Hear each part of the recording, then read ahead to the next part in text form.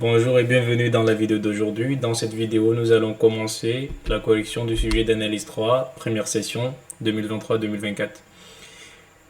Il s'agit du sujet d'examen que j'ai fait quand j'étais en deuxième année. Je pense avoir eu un 15, je pense. Le premier exercice comportait deux questions.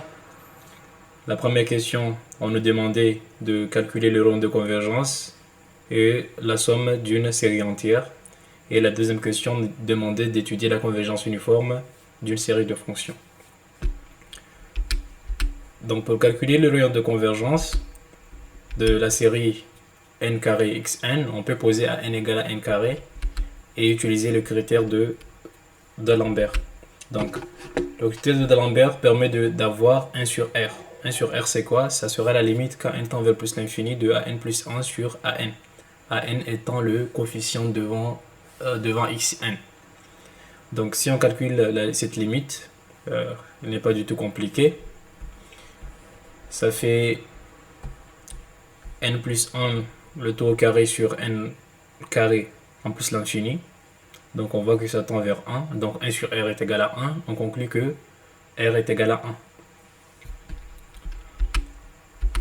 1. Maintenant, quant à la somme, il faut comprendre que on peut calculer la somme, mais pour un x qui est dans l'intervalle moins r jusqu'à r. Donc ici, le rayon de convergence est 1. Donc pour tout x appartenant à moins 1 jusqu'à 1, on peut calculer la somme. Et pour calculer cette somme, on va remarquer qu'on peut réécrire n carré en n facteur de n moins 1 plus n. Pourquoi on est passé à cette réécriture? On va voir pourquoi.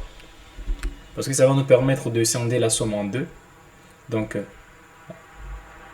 S de x est égal à, si on développe ici, par x à l'absence n, donc on aura n facteur n moins 1 x à l'absence n, plus somme n allant de 0, n x à l'absence n. Et on peut remarquer aussi que pour la première somme, les deux premiers termes sont nuls, c'est-à-dire le terme de rang 0, le terme de rang 0 sera nul, le terme de rang 1 aussi sera nul, donc on peut commencer la somme à partir de 2. Aussi, pour la deuxième somme, le premier terme est nul, le terme de rang 0 est nul, donc on peut commencer la somme à partir de 1. Et là, on peut factoriser la première somme par x carré. Ici, le facteur x à l'absence n-2 ne pose pas de souci parce qu'on a n supérieur ou égal à 2. Donc le premier terme, ça sera x à l'absence 0 est égal à 1, pas de souci. Et ici, on peut factoriser par x. Et là, on remarque que la quantité à l'intérieur de la première somme, ce n'est rien d'autre que la dérivée seconde, n'est-ce pas? La dérivée seconde de x à l'absence n. Et aussi la somme, le terme à l'intérieur de la deuxième somme, n'est-ce pas? N'est rien d'autre que la dérivée première de x à l'absence n. Et si on remarque, pour mettre la somme, pour mettre la dérivée, pour prendre la dérivée de toute la somme, on doit reculer de 2 rangs pour la première somme et d'un rang pour la deuxième somme. Pourquoi? Parce qu'en effet, si on pose gn de x est égal à somme n allant de 0 jusqu'à plus l'infini de x à la puissance n, alors gn' de x, ça sera égal à 1 plus x carré plus point prime, qui est égal à 1 plus 2x plus 3x carré. Si on dérive ici, le premier terme sera 0, la dérivée de x c'est 1, la dérivée de x carré c'est 2x, ainsi de suite. Donc on voit que on peut écrire cette somme n allant de 1 jusqu'à plus l'infini de nx à l'absence n-1. Donc on voit que ceci est égal à somme n allant de 1 jusqu'à plus l'infini de x à la puissance n'.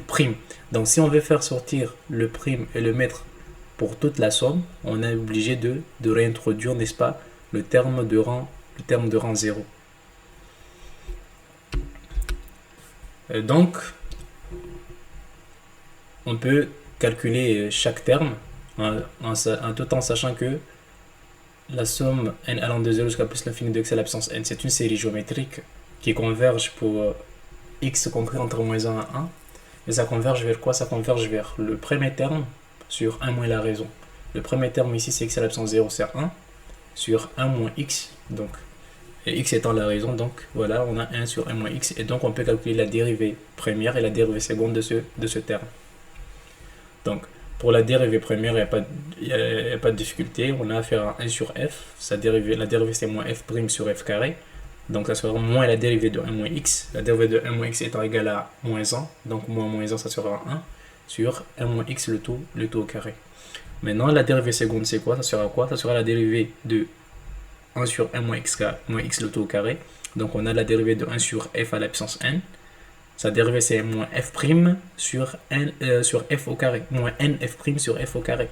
Donc, moins 2 fois la dérivée de 1 moins x. Donc, moins 2 fois moins 1, ça donne 2. Sur 1 moins x le tout à la puissance 2 plus 1. Donc, 1 moins x à la puissance 3. Et donc, s de x, ça sera égal à quoi? Ça sera égal, on a vu que c'est x carré fois la dérivée seconde. Donc, x carré fois 2 sur 1 moins x le tout au cube, plus x fois la dérivée première, donc plus x sur 1 moins x le tout au carré. On voit que le dénominateur commun, ça sera égal à 1 moins x le tout à la puissance 3. Donc, on va multiplier la deuxième fraction par 1 moins x au numérateur et au dénominateur. Et on va avoir 2x carré plus x facteur dans 1 moins x sur 1 moins x à la puissance 3. Donc si on développe ici, on va avoir 2x carré moins x carré, ça donne x carré, et plus x. Maintenant, quant à la deuxième question, on nous demande d'étudier la convergence uniforme de Sn de x est égal à somme n allant de 1 jusqu'à plus l'infini de moins 1 à la puissance n, x sur n carré plus x. Donc il faut comprendre que avant d'aborder la convergence uniforme, il est nécessaire d'étudier la convergence simple.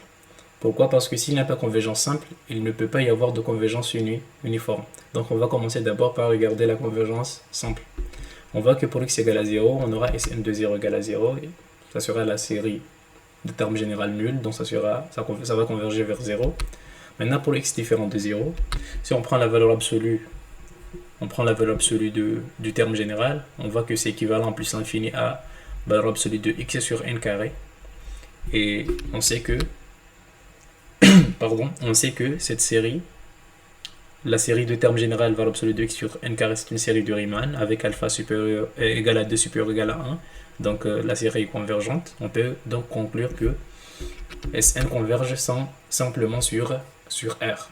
Maintenant, on peut étudier la convergence uniforme. Maintenant, pour étudier la convergence uniforme, il faut se rappeler de ce théorème qui dit que si j'ai une série qui converge uniformément, si j'ai une série de fonctions fn qui convergent uniformément, alors la suite de fonctions, qui est le terme général de ma série, doit aussi converger uniformément.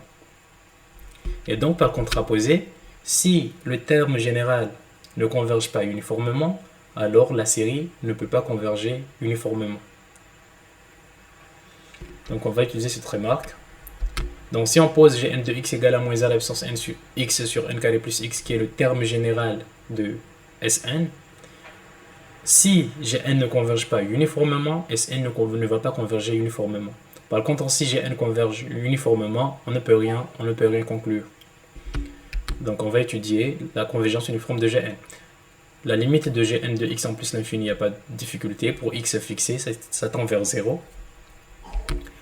Et donc, on va essayer de regarder, d'étudier le sup de valeur absolue de Gn de x moins sa limite, c'est-à-dire moins 0. On voit que cette valeur absolue vaut valeur absolue de x sur n carré plus x. Maintenant, on sait que le sup d'une fonction, c'est la plus grande valeur. C'est la plus grande valeur pour x parcourant l'ensemble des définitions. Ici, l'ensemble des définitions, c'est R. Pour x parcourant l'ensemble des définitions de la fonction. Donc, on sait que c'est la plus grande valeur. Donc, quel que soit xn appartenant à R, le sup de Gn de x moins 0, ça sera toujours plus grand. Ça sera plus grand que n'importe quelle valeur que peut prendre cette quantité.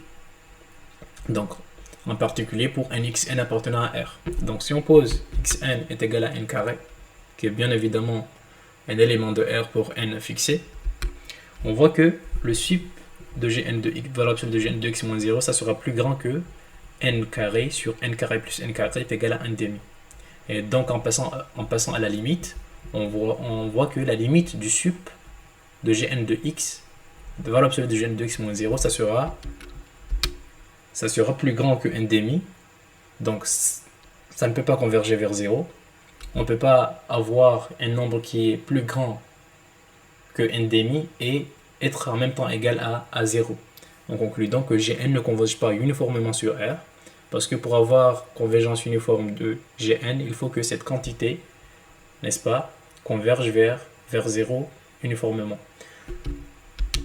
Et par conséquent, la série initiale ne converge pas uniformément sur R.